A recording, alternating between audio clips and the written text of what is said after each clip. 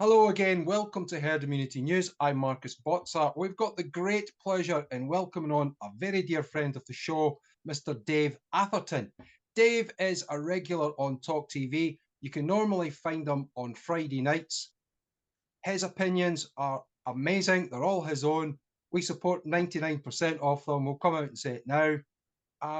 You can follow on Dave Atherton 20. We'll always leave the links to the man's work. He puts up some of the best tweets that you will not find anywhere else. Some of the best posts.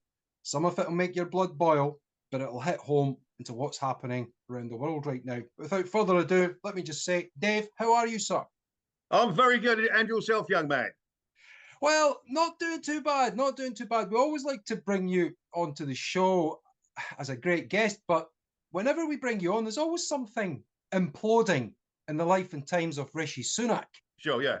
And today is no different.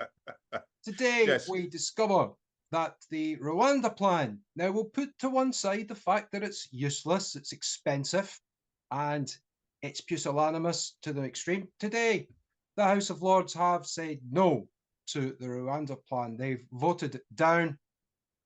Something like 43 Lords have said against Mr. Sunak's decision. Basically, he's got 271 to 228 votes. He's failed. It's fallen on its backside. Is he capable of doing anything? Does he have any control over anything at this stage, Dave? Well, you can look upon Rishi Sunak's dilemma at the moment from two angles. He doesn't really care about the immigration of the channel migrant problem. You know, all this sort of Rwanda stuff is dead cat stuff. You know, let's put the dead cat on the table. We'll talk about that rather than what the problems are. If he is, you know, so therefore he knew the Rwanda stuff would get bogged down, you know, in the Lords, and even if by some fluke it gets through the Lords in some shape or form, you can guarantee the lefty lawyers will be all over it, like a rash and a bag, you know, an ill-fitting coat. If he is sincere, I just don't believe he is sincere. I've seen the sort of boat tracking stuff in the channel, and the RNLI and the Border Force are literally going within 5 miles of the French Channel to be handed over migrants from the French Navy. That doesn't strike me as a guy who wants to stop the boats. No, I just get the impression he's going through the motions at the moment with regards to his Rwanda plan. It's just a distraction. It's not sincere. As Nigel Farage said, if I was Prime Minister, I would have stopped the boats. The easiest way to my mind, the easiest way to do it would be to go over to France, explain to the NGOs, explain to the migrants that are in the camps. First of all, we're taking away the legal immunity of the RNLI, sort of the people traffickers. I.e., at the moment, if they cause an accident in the channel picking up the migrants, they won't be charged with any criminal offences. First thing I do would be to take that immunity away. No, I give these people over in France, maybe a month's warning or 2 weeks, 4 weeks warning, and say, look, this is what we're doing. The RNLI will lose their immunity. They probably won't put the sea to pick up any migrants ever again. And also, you can find Border Force support. And quite frankly, if you're going to get the head of Border Force in and sack him or her, do it. I think some of the boats now are quick enough and have enough range in them to do the 20 miles over the channel.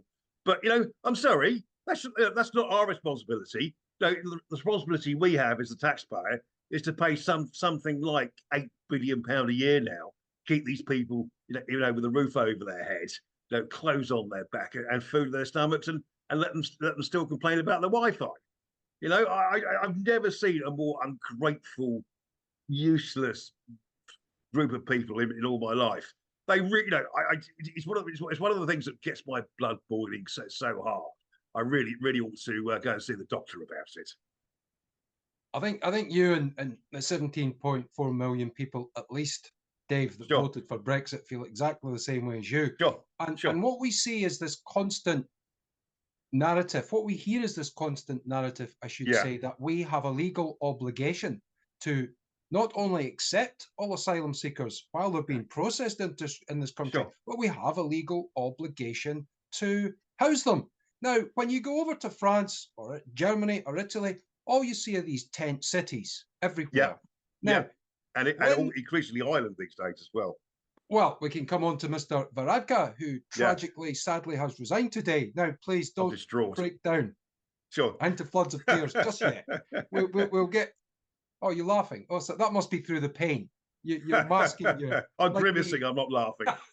like us at Herd Immunity News, we're masking the pain tonight. I was going to wear a black tie that Varadkar's gone, but anyway, we're seeing that new arrivals are jumping the queue for everything. Whether it be housing, access to dental, work, NHS treatments, scans, fit young men, mostly of all the fighting age, coming across, taking up all these resources. Meanwhile, your average British taxpayer is kicked to the curb.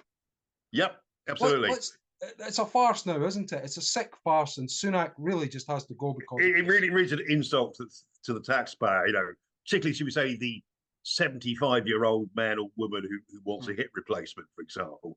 They've worked and paid their taxes throughout their life. Oh, sorry, you got to wait 18 months for your hip replacement in agony, you know. But oh, by the way, I was reminded of some research I dug up a year or so ago, just to give you an idea of what the problem might be. Gallup sought the opinions of 453,122 people in 152 different countries. If you had the opportunity to, emigrate, would you do so? And of course, they all chose America, Canada, Europe, and Australia. You know, they didn't want to go to Shitistan in Asia. You know, sort of thing. You know, and excuse my French, but I'm so angry at the moment. Anyway, I'll make the other point about that at the moment. They extrapolated that 750 million people would emigrate. That's about 10% of the world's population, and 34 million people chose Britain. So I like to say to any NGO, any lefty liberal out there, where between 0 and 34 million do you feel comfortable letting into this country? Oh, well, we can't have 34 million. So you agree with me then, do you? We just need to discuss how many we allow in. You know, so you're just as racist as anybody else in this country because you don't want 34 million people to come here. I'm sorry, and my other point about this, I'm getting so angry about this these days, Marcus. I'm so angry about it. Oh, wow. I'm sorry, excuse my French. Just because you live in the third world shithole country does not give you the right to live in this to live over here. I'm sorry, you know. Back in 1939, 1940, especially in June, when we faced the threat of the Nazis. No, we didn't all jump in an aeroplane or jump in a dinghy to go and move somewhere else in the world to escape the wrath of Hitler. We fought like men and women. No, we fought. We stiffened our upper lip and got on with it. You know, these young, obviously the root of the problem these people have is their culture. The culture does not allow for the Enlightenment and Western liberal values. It really is a case of mob rule when I chop your head off or you chop my head off. So, for example, if you go back to the Arab Spring, I think it was 2013, even I was hopeful and optimistic something good might come out of it. Just like every other thing that's happened in the Middle East and North Africa, it's a case of the boss is dead. Meet the boss, meet the new boss, same as the old boss. The king is dead. Long live the king. No, what replaced them was just as bad, if not worse. It's their culture that is the problem. And the point is bring it into this country as well. They bring their problems and their culture with them. Now you look at all the riffraff that goes out on Saturday afternoon calling for the genocide of Jews in Israel. These people should be deported as soon as possible. Good night, campers. Thank you very much. Here's a couple of quid in your pocket on your way. I'm in a feisty mood tonight. Well, I don't blame you. I don't blame you. And the term that we use now for the MPs, the civil service, the NGOs, the charities that back this, we call them the traitor class. Yeah, indeed, yeah. Because it's gone well beyond incompetence. It's gone well beyond legalese or the courts. Courts have obviously been weaponized and they're fleecing us within an inch of our lives because each migrant, we've got it here, each migrant claim, we were contacted by a member of the judiciary, Dave, and he said that you're talking 10 grand at least in legal fees, £60,000 for each person that comes across. And then Rwanda's case, he's quoting us £250,000 for each person. But Rwanda's a busted flush. As you say, it's a dead cat. It's a smokescreen. It's actually an insult to intelligence. But are we fair to call these people traitors because they seem to be doing nothing but harm to their own? Well, it was a very telling moment when the other week, there was a baying mob outside Parliament. The minute that baying mob ends up outside the lefty lawyer's house or a judge's house, or happens in Hampstead or somewhere, or Chiswick even, you might see some fresh attitudes come out. It's just I'm sorry, when if I was an MP in Parliament when that baying mob of Palestinian supporters was outside, I'd make a point, open the door, I'll be out there, I'm going to sort you lots out, and I would have said to them, look, you people, particularly as you are at the moment, an intimidatory, violent mob, I will vote against you lot every single day of the week. These people need to be told. And quite frankly, all those spineless, cowardly MPs who were there hiding in their basements, in Parliament, and hoping that more police would turn up or army or whatever. What do you think it's like for the rest of us who live in these areas 24/7, 365? Absolute hypocrisy. Like Sunak can't control the borders. He doesn't know who's coming in. Yeah, sure. We've also been reached out by care, people who are receiving care, Dave, and they've asked for background checks on the people who are going in some cases, males, washing, elderly women with dementia. Now, they can only go to DBS checks as long as these people have arrived on our shores. It's prejudicial of us to ask for any more than 2 years. For new arrivals, they could be sinners or saints. Sure. If it's you or I, sure, it goes all the way back to our first milk round, or whatever you did as a youth in southwest London. They have a word with your headmaster, former headmaster or teachers from school. Yeah. Yeah. So what's happening is these companies and agencies are sometimes they constitute all people from that background because they're paid a fraction of what professionals are paid from these isles. Yeah, indeed, yeah. Well, absolutely. And I think we read about the case of 700 Nigerian nurses who paid other people to sit their exams for them. I'm sorry. I looked it up. I looked it up on the World Corruption Index. I think out of 150 countries, 144th of the most corrupt countries was Nigeria. Now, I'm sure we've all had our 416 emails. The prince who's got his millions. But frankly, I put this out. I put this article out on Twitter. A load of Nigerians got all a bit uppity with me, and you can't say that. And I said to every single one of them, is there any justification to offer or accept a bribe? It's a yes or no answer. And none of them refused to answer the question. I think the underlying thing was they'd be quite happy to offer or accept a bribe. It is culturally a corrupt country, and and assuming that they're going to be nice and play by the rules when they got the opportunity to come to Britain, from their awful country, Nigeria. It's of course they're going to game the system. We're playing cricket and everybody else in the world is playing rugby. Mm. You know, it's it's absolutely unbelievable. You know what's going on here. You know. Anyway, sorry. What I can't work out, maybe you can help us here with this one, Mm. is that through mass unlimited immigration, we're talking about illegal, but let's just talk about the legal stuff. And the Nigerians can come here legally to Yeah, work in the care sector, yeah, even though yeah, the background yeah, checks are incomplete. We yeah. accepted overall migration figures for last year and under Sunak's first year Sure. proper, 2023, were Yeah, 1.2 million, right? On this trajectory, we're going to hit the 70 million target 10 years ahead of sure, time. And sure, infrastructure wise, we can't do sure. it. It's just Yes, totally absolutely. impossible. So, please, the question I've got for you is why the hell do Labour voters who are hit the hardest by mass immigration still bow down and suckle at the teat of Labour and Keir Starmer?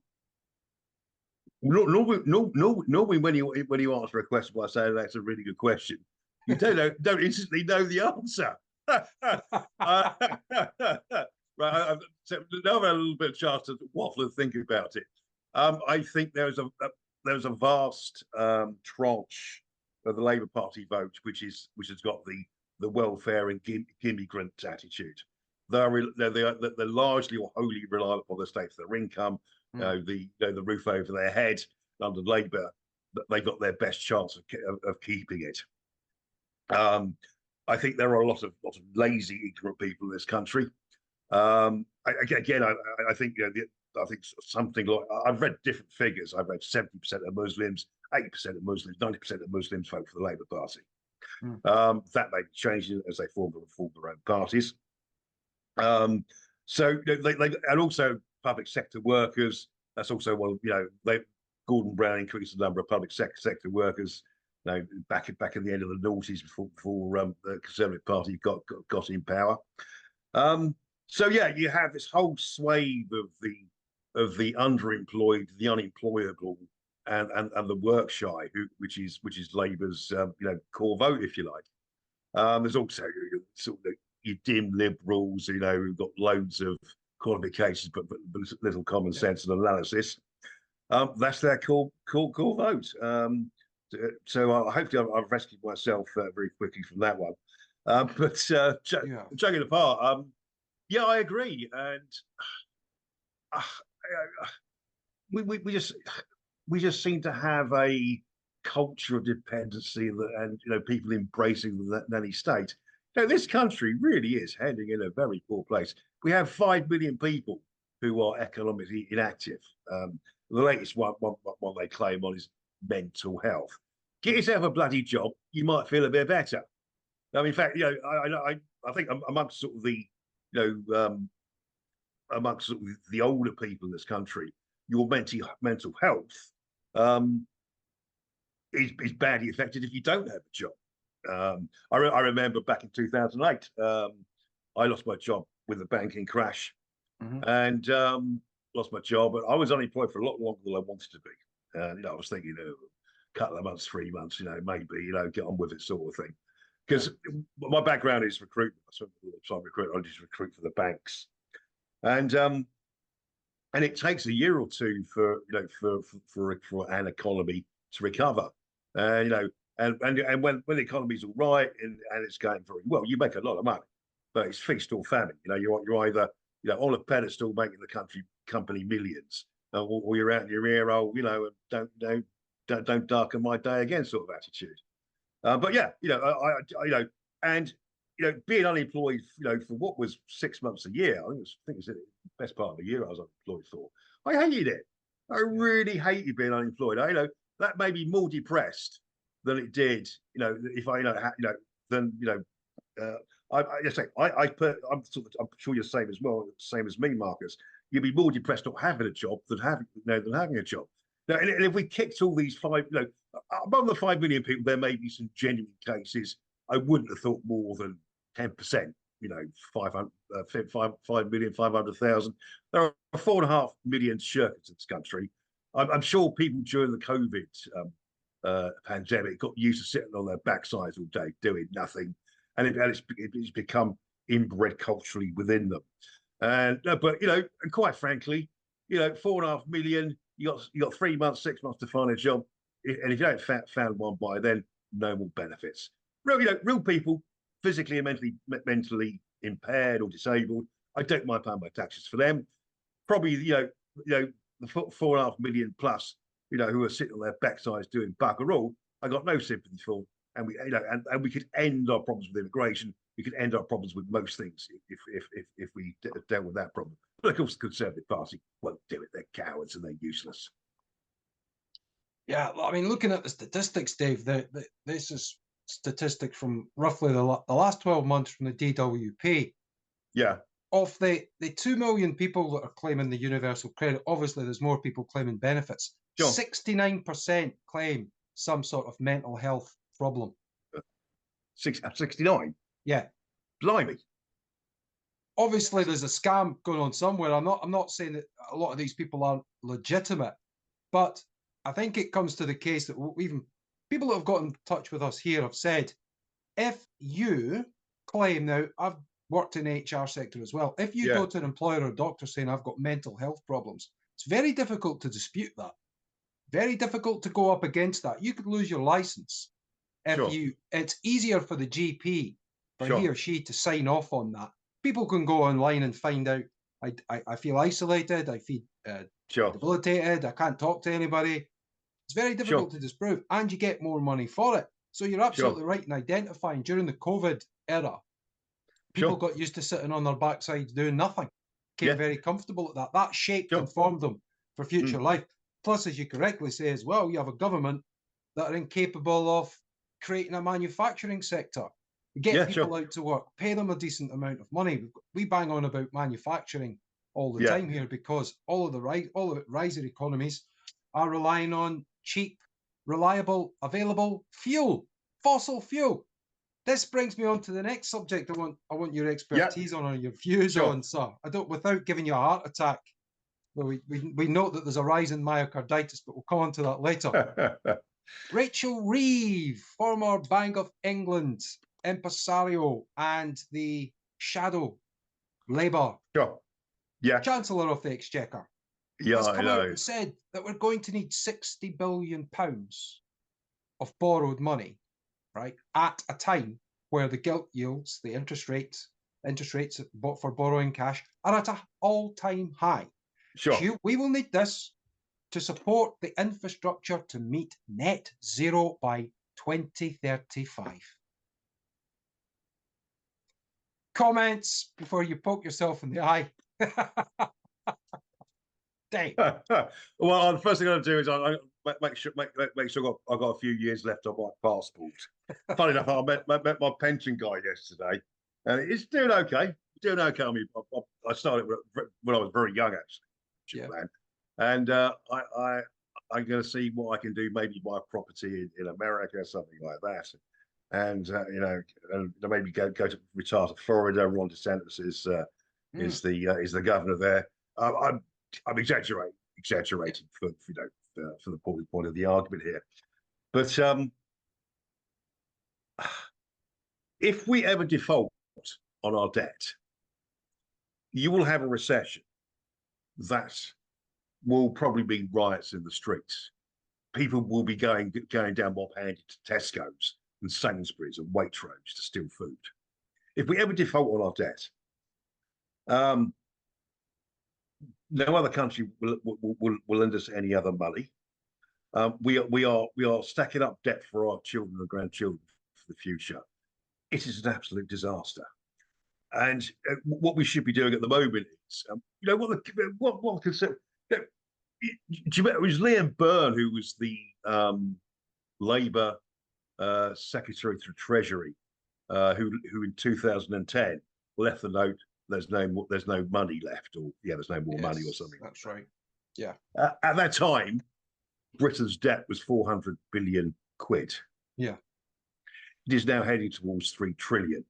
So that's what's that? Falls in the third. 8 times more. 8.5 times more is our debt. And if, as I say, if we ever default, and we can't afford to pay for basic services in this country, whether it be sort of the tube, our welfare and things like that. we will be, in a really, really difficult place. We will become a third world banana republic. And I'll tell you this, I live in a close, and I sometimes have this odd, wild thought of, if it all went off in Britain, if the balloon went up and it all became very violent. I was thinking how best we could shut off the road. In an idle moment, well, obviously we could put some cars here and put some stuff on top, and it's an idle one. I probably thought about 4 or 5 times when I walked out last year or so. It's just like, I've got the off license to get me bottle of vino. I'm blessed where I live. If there's an off license left, the off license will probably be raided completely. Well, show you what a pedant I am. It's 100 steps from my front door to the off license. So, beautifully. Okay. But yeah, go what you're saying about the tech. And racial. It's one of the things. Like Angela Rayner, I have a bit of a sneaking respect for Rachel Reeves. She comes from Lewisham, and you can tell her accent's a little bit London already. It talks a bit like me, Yes. And I think she went to Oxbridge and she worked for the Bank of England.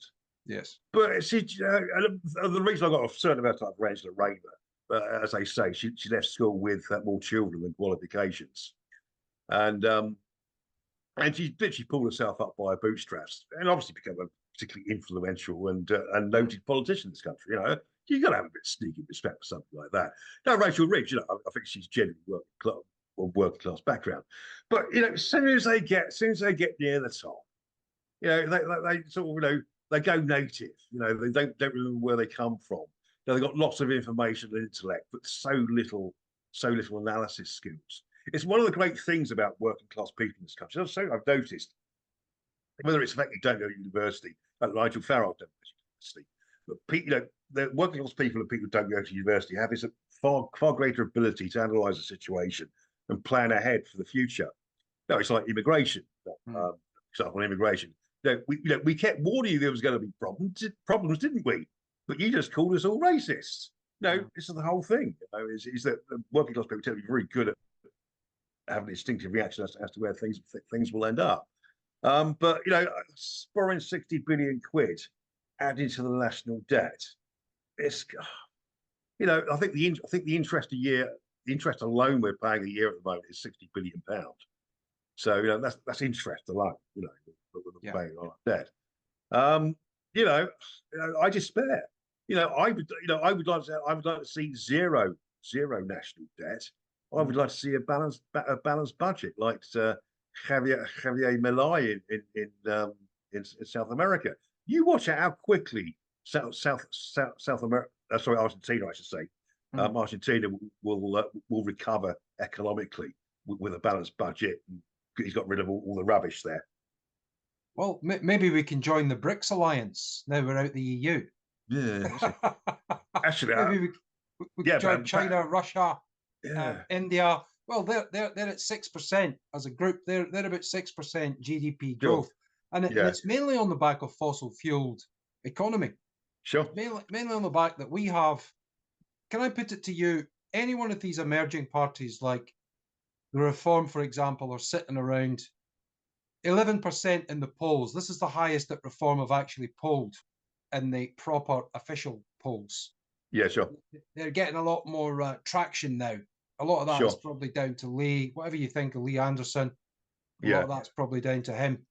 They're obviously looking to scrap net zero, but the incoming government, they're all for it, and this is going to take us down a dystopian shithole. Especially when you get the likes of look at the war in Ukraine, for example, Dave.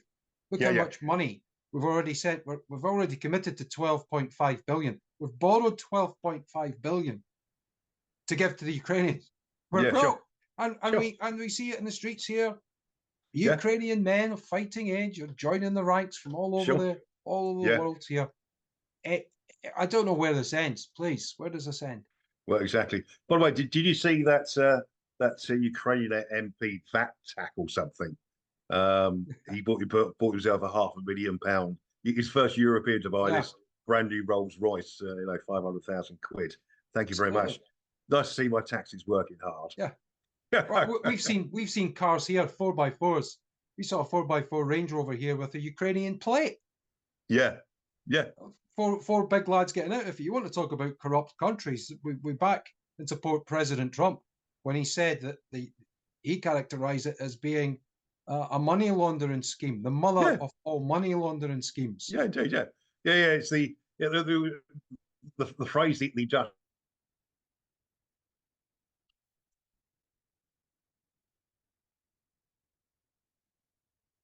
military surname's Eisenhower when Eisenhower was president. I think it was in 1950 something. I think he was president. So obviously, when it comes to wars, they don't want winners. They just want the wars to go on. And I could never quite understand why Biden left Afghanistan. I could never understand that. Did somebody have something on him? Of course. They left 93 billion. Left 93 billion in armaments there as well. As they left with the tail between their legs, and then he blamed President Trump, of course. But President Trump had said there were deal breakers. He's the master of the deal, and part of that was the Taliban taking over territorial areas and positions around the military bases, the NATO bases, the American bases. All these things were breached. Look, our view on Biden is he's just part of the traitor class. Yeah, sure. He's incapable as a man, as an individual, of making decisions. Let's not kid ourselves here, please. Yeah, exactly.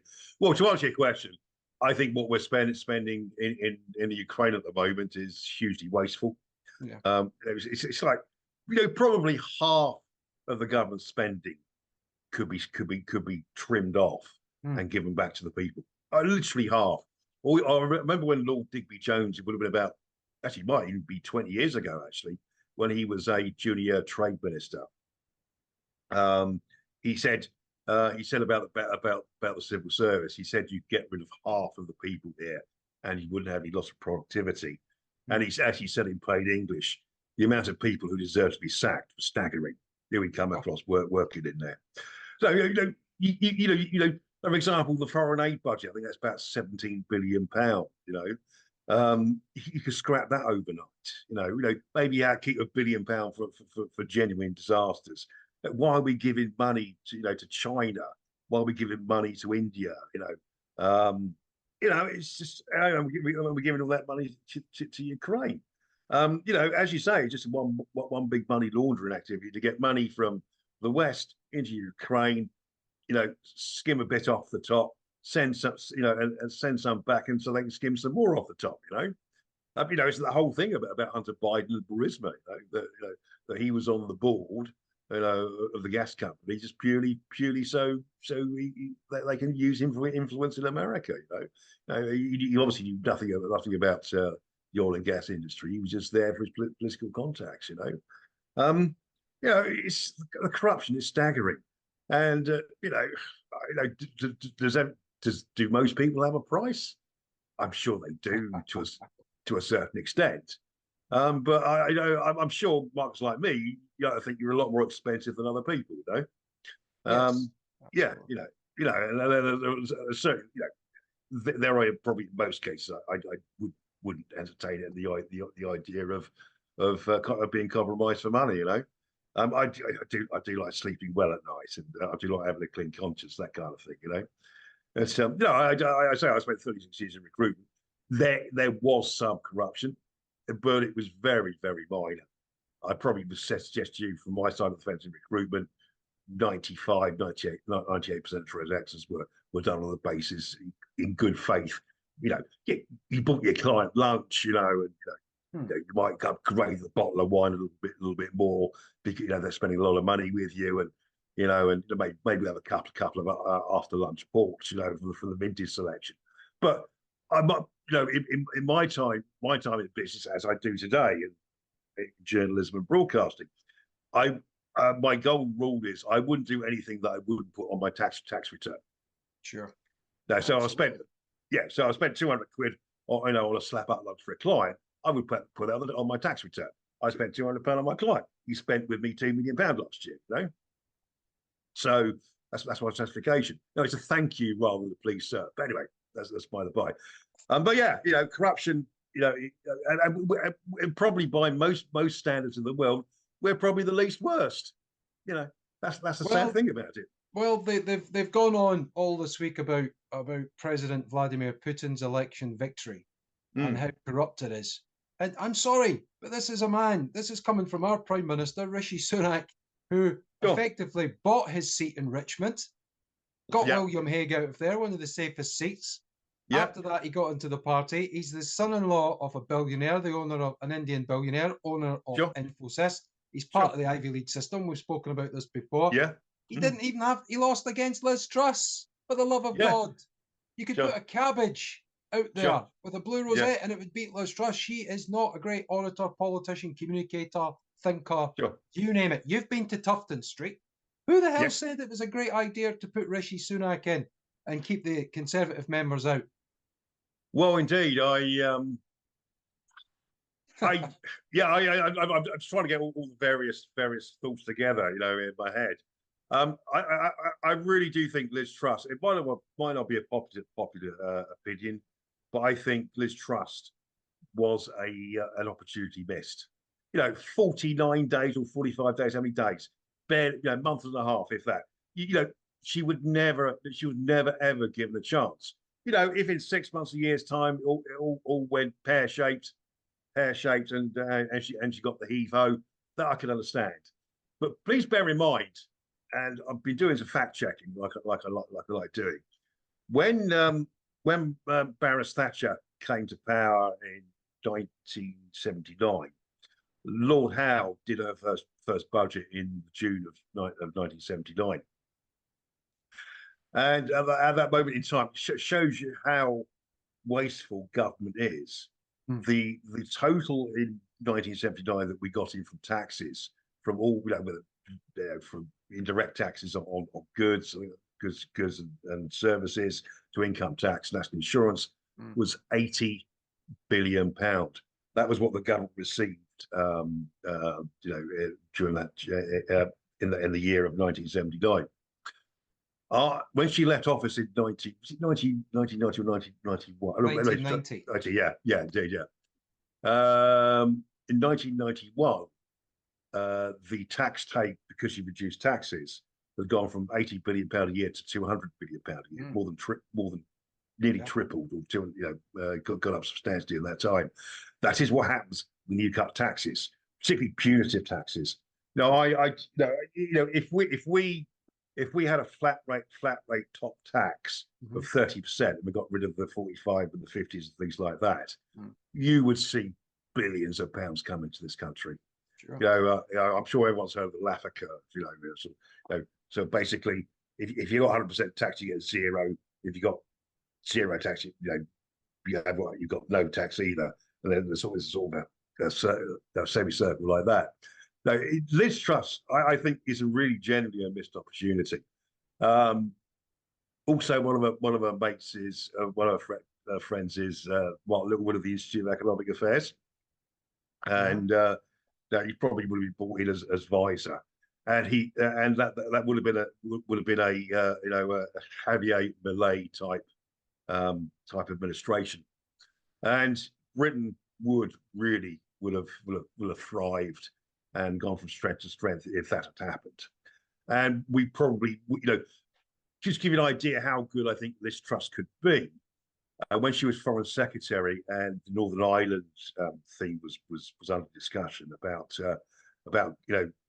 getting out of the EU and completely having an arrangement with the Republic of Ireland, so you can have the free movement of the free goods and services. She was prepared to tear up the agreement with the EU to make Northern Ireland a part of Britain yet again. She actually produced a sort of a paper and a sort of a bill, if you like, to bring Northern Ireland back into the British sphere. But that was never to be. I really do think Liz Truss was a missed opportunity. I really regret her going. And I despise Rishi Sunak and his mates who got rid of Boris Johnson and and everybody else within his sphere for ruining this country. Rishi Sunak will be detested for the rest of his life, and he will be remembered as the person who destroyed the Conservative Party. Well, the Conservative Party have done this to themselves. The 1922 committee, led by Sir Graham Brady, the outgoing Sir Graham Brady, people like that, and Nigel Evans as well, who sits on board. We know people who know Nigel and have spoken to Nigel about the coups that we forecast last year that would happen. But they've really annihilated themselves. And you talk about corruption. They've taken the money, the handouts. You're talking about the size of the state. We've got 500,000 civil servants now. We spend about 40% of expenditure on the size of the state. During Thatcher's years, I thought it was higher, actually. 24. Yeah, I do. I thought it was higher. I thought it was 47%. Maybe it's gone up to that since the last time I looked at the stats. It was a couple of months ago. Yeah, okay. It was a couple of months ago. Maybe with the time of paying everybody off. So by very quickly. By the way, very quickly, I remember the statistic. Singapore, during the height of the COVID pandemic, went mad and spent 18% of their GDP on public services. 18. It's ridiculous. It's absolutely ridiculous. And the waste is phenomenal. As you say, we've had a discussion about lowering income tax and lowering corporation tax to get higher yields. More businesses can stay open. More people are off the state purse. There's innovation. Apprenticeships can start to take people away from these useless degrees. The arts and farts that Tony Blair, with a magic wand. Remember, we had 40 universities in the mid-90s. Blair waves his wand, his globalist wand, and now you've got 101. Yeah, sure.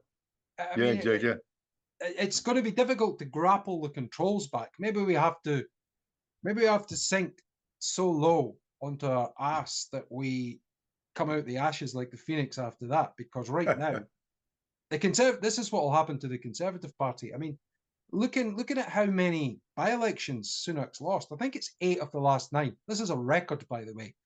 8 of the last 9 by-elections. The only exception was Uxbridge.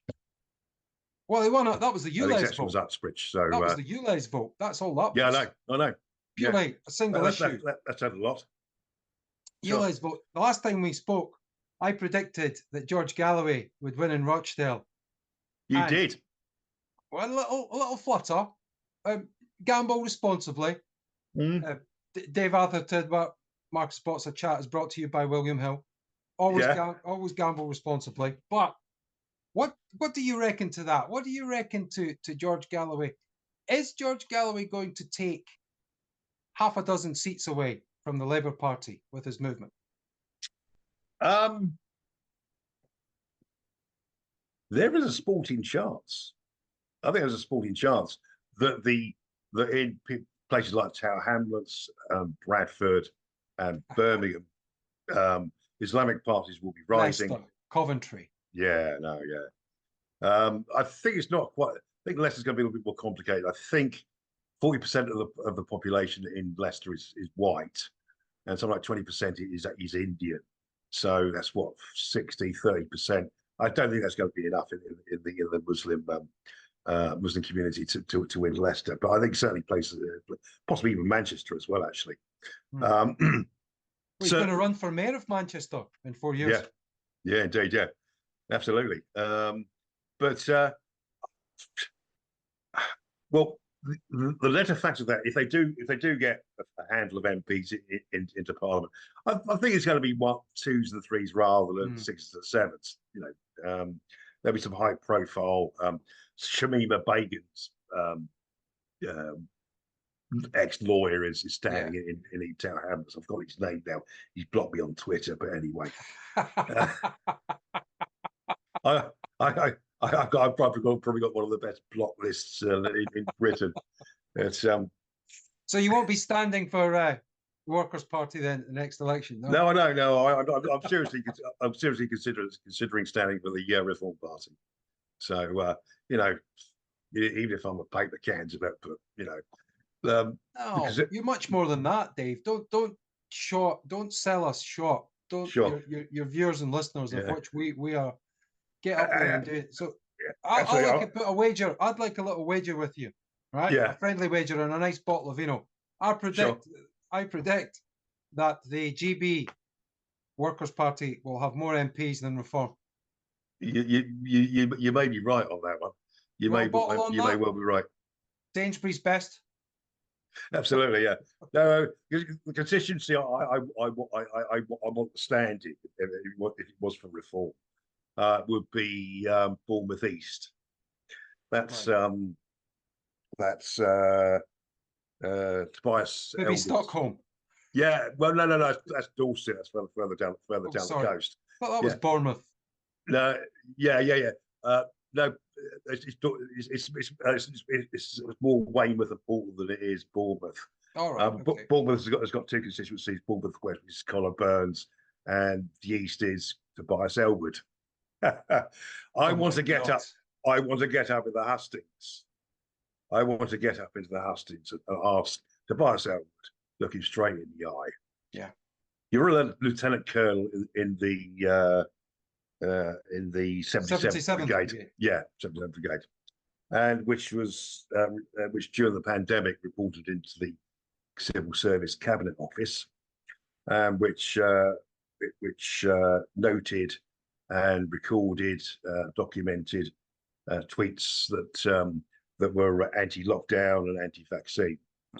And coincidentally, at the time, the person who headed up the European editorial for Twitter, now known as X, is Gordon Macmillan. He was also a member of the 77th Brigade. Now, I'm not suggesting that Gordon Macmillan was involved in any way with any censorship, but certainly the work of the 77th Brigade led to the censorship and suppression of people's social media posts. And I got to ask, Tobias Elwood, did you have any knowledge of this operation? And the second point is, were you involved in the operation? Look him straight in the eye. FOI requests on this are rejected. So here we are, Tobias. Here's your chance to put our minds at rest. You knew nothing. You weren't involved, were you? And we'll clip this and send it to him. But he'll probably say that he signed the Official Secrets Act. Yeah. And the old Maxwell Fyfe. It used to be the Maxwell Fyfe agreement and arrangement that anyone that had taken the Queen's shilling is bound. Yeah. Oath bound as well, may I add. Sure. To not disclose any of that information. And that's probably what he would stand by and look. We're still looking for Nicola Sturgeon, for God's sake, to be prosecuted over the missing funds. We're still asking questions going back decades and where this one's gone, that one's gone. The only convictions we really see was Jonathan Aitken with his sword of justice and shield of truth. Yeah. Well, you now know he's an Anglican vicar. What? Really? Seriously, he's an Anglican vicar. Repent. He has repented. He repenteth. The parable of the lost sheep. It's a Christian way. And looking at something that isn't quite the Christian way, the First Minister of Scotland, or as we call him now, he's called the first hate monster of Scotland. This was emulating his friend down in London, Sadiq Khan, his politically aligned brother from another mother. Hate monster, where Police Scotland had identified that white males between the age of 18 to 30 were most likely to be the ones guilty of committing hate crimes in Scotland. So before a word is even said or anything's ever done, these people are earmarked as public enemy number one in Scotland.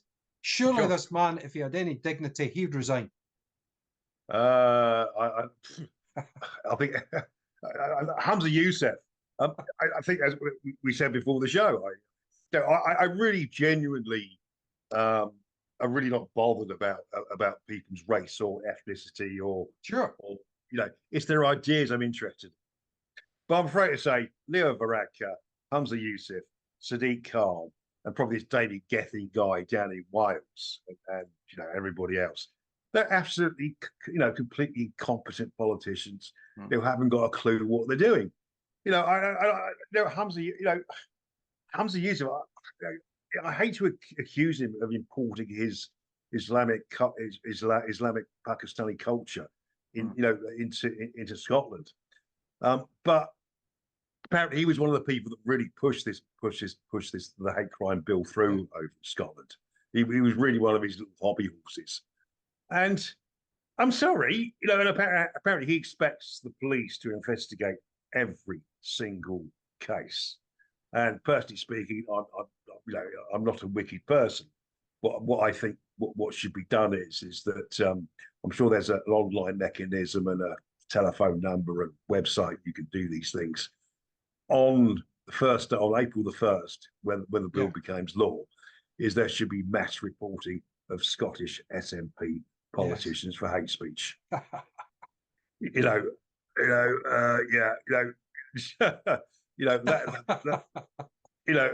they got maybe a million things to work out amongst themselves, for example, when Youssef got up in the Scottish Parliament in Holyrood, and it said, so-and-so's white, so-and-so's white, that's hate speech, in my opinion. I think every single Scottish person should report that as hate speech, from Hamza Youssef. By the way, I did very briefly have a look at this. I couldn't find the figures for the 19th. If someone was a senior member of a body in Scotland, you probably expect them to be 60, maybe around the age of 60, probably born 1960, 1965. Back in I think it was 1981. So I was able to get the figures for the 1981 census. Only 2% of Scots were ethnic minorities in 1981. So presumably 1960 was probably even less, maybe 1%, 2% if we must. Sure. So therefore, for someone to have risen to that level of seniority within an organisation or a body, so you're talking about maybe not even 2% of the population who probably would fit that. So you got 100 bodies, you might expect maybe one or two to be, from somebody of an ethnic minority. So you really would expect 99% of people Scottish, Illuminati to be white. It's just white shaming. It's just blatant racism that hasn't been thought through. One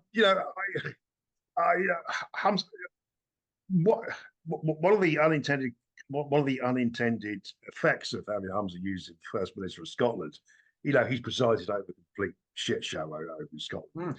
And people will be thinking, well, all those nasty racists who said he was useless have been proved right. Leo Varadkar, I'm sure we'll be speaking about him in a little bit, but, absolutely useless. And Sadiq Khan, if there's one politician that really invokes my loathing, it's him. Yeah. Detestable person. And, again, it's not about his race, in fact, his Pakistani Muslim heritage. He's just an awful politician with awful policies, a horrible person. So anyway, I'm sure the Welsh will learn the hard way with Gething over in Wales. Absolutely. Well, look, the hate crime stuff. It's so ironic, the hypocrisy. It's hard to walk away from when you have a whole list of, as you correctly said, all those positions in white. Yeah. If you were to reverse that round and say, London Mayor Brown. Yeah. What leader of the Welsh Assembly? Darker brown. Go Richie Sunak, latte brown. If you were to go off and say like that, you and I would be in the Tower of London. So the hypocrisy is absolutely disgusting. Yeah, I know. Yeah. And the get out of jail card is they can say and do what they want with the two-tier policing that we see not only in the streets but in the courts. Yeah, sure. Well, exactly. No, funny enough, I saw a program today by I'm just looking at Adi Pitan. He's a he's a journalist with Channel 4. He's disabled and he's a medalist for the Paralympics. And he went to Irania over in South Africa. And it's 98% white Afrikaner, South African. And he went down there, and he, from what I've read of the reviews and what I've read of what he's written, he went in there and accused everybody of racism. It's a brand new apartheid and things like that. But he's absolutely tone deaf. No, I said to him, I sent out a tweet on this, just before I came on. I said, I live in a country where my culture and my history is denigrated every single day. The rolling hills of England are racist.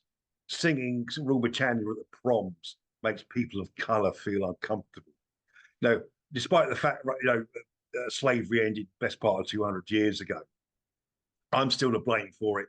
I'm expected to pay reparations. I'm still meant to feel guilty about it, despite the fact at the time I would have supported the ending of slavery and the shipment of slaves from Africa to Britain, and would have supported my taxpayer money in stopping it through the West Africa Squadron. But people like this, do they not understand? The British are a very polite, understated people, and you are now beginning to push us too far. And what I said was, well, quite frankly, I envy those people in Iran and South Africa. I lived in two white areas in Britain and two black areas. I lived in Leytonstone and Hackney for 30 years, from my late 20s to my late 50s, sort of thing. I lived there for 30 years, and tell me which areas did I feel so much safer in? When I actually, funny enough, Hackney wasn't too bad actually. Leytonstone was horrible. In Leytonstone, I had 3 attempted muggings, burglary. Hackney, not too much happened. Although I think I would have been beaten up by a group of youths if I said the wrong thing or whatever. I'll give you the full story in private because it's quite shocking what I had to do. I'll just give you some details. I've got the guy's name. He was a Norfolk farmer who shot dead the traveller. What's his name? Wasn't Tony Martin, was it? Yeah, Martin. Yeah, that's the guy. Yeah, exactly. And he was on his appeal. He wanted it downgraded from murder to manslaughter, which would allow him to have been set free. And the appeal failed. And I was, what's the word? I was burning with rage, anger. I got off the 55 bus just off Murder Mile where I lived, and I was in my Geeves and the Hawks blazer and grey flannels, and there were these 5 youths standing across the road, which I had to pass to get on my way home. This was 7 o'clock in the evening on a July summer's day, and if I hadn't been so angry, I think something nasty could have happened that day. But anyway, I digress to a certain extent. But I lived in Leytonstone, it's a horrible place to live, and also in Bethnal Green, which is just 3 or 3 stops down the road. Christmas Eve 2003, I was set upon in a completely unprovoked racist attack by 5 Asians. Yeah, absolutely unprovoked. I was in my business suit. I was carrying my Christmas shopping. I was leading on a railing by the tube station while my mate had gone for a packet of facts. And these 5 Asians basically just got out and gave me a good idea. So tell me where I feel safer. Where I've lived in the world, but this country at the moment is a horrible place to live. The quality of life has completely disappeared, and we're all tippy-toe around the reasons why. Tiptoe through the tube is by Tiny Tim. Let's not mention the war type thing. But it's a very sad place, and I really do feel for this country in the future. Sorry. Well, look, coming off Humza Useless, sorry. Yeah. Humza Youssef. I'm digressing tonight, ain't I? Yeah, I'm digressing tonight. And his hate monster. Well, it opens up so many doors and so many Yeah. alleyways Yeah. Sure. that the actual hate monster cartoon is now off the Police Scotland website.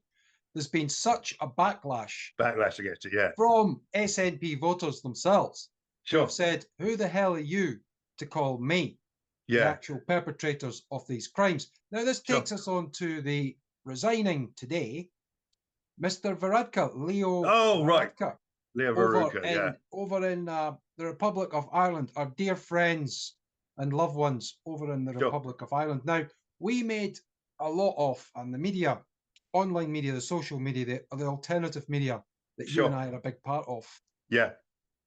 we picked up on the stabbings of innocent children. These are little babies Yeah. in their prams. This Yeah. was back in November last year, Dave, where Yeah. I think three infants were stabbed in their prams and two adults Yeah. by an asylum seeker. He was an extremist of a certain religion. He was of Algerian ancestry. That's correct. That's And correct. he'd lived in the country. He'd lived in Ireland for 30 years. Yep, And and he was refused asylum on numerous occasions. That's right, on numerous occasions, and all of that had been swept under the carpet to get him in, to boost the numbers. And Varadkar came out and attacked the far right. These were groups of people who were rightly incensed Yeah. by the disastrous demonic acts that are going on. This really was the straw that broke the camel's back. Sure. Yeah. Yeah. And we united around them. We united in a way that we hadn't maybe seen before. If you're a unionist or a Republican, all that was put to one side. Sure. Because the population has gone from 3 million in the Republic of Ireland to 5 million in 10 years. This is what happens